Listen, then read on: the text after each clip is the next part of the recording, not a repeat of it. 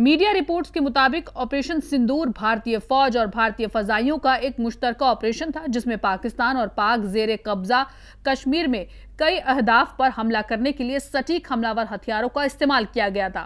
पाकिस्तान और कश्मीर में दहशतगर्दाना ठिकानों पर हमलों को कोऑर्डिनेट खुफिया एजेंसियों के जरिए फराहम कराए गए थे। ये हमले भारतीय जमीन से किए गए थे।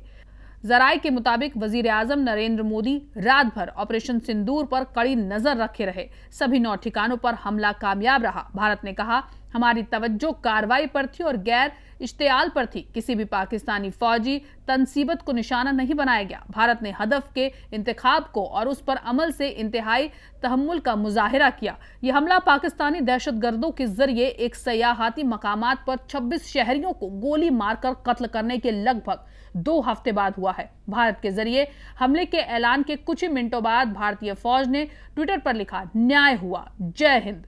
भारतीय मिसाइल हमलों में पाकिस्तानी सरहद में 3 जगहों मुजफ्फराबाद, कोटली और बहवलपुर के अहमद ईस्ट को निशाना बनाया गया। इंटर सर्विसेज पब्लिक रिलेशन के डायरेक्टर लेफ्टिनेंट जनरल अहमद शरीफ चौधरी के मुताबिक हमले में एक बच्चे की मौत हो गई, जबकि एक मर्द और एक खातून शदीद जख्मी हो गए। कल रात एक प्रेस कॉन्फ्रेंस में बोलते हुए डीजीआई एसपीआर ने कहा कि कुछ वक्त पहले भारत ने बहलावलपुर के अहमद ईस्ट इलाके में 3 जगहों पर हवाई हमले किए थे, जिनके नाम सुभानुल्लाह मस्जिद, कोटली और मुजफ्फराबाद थे।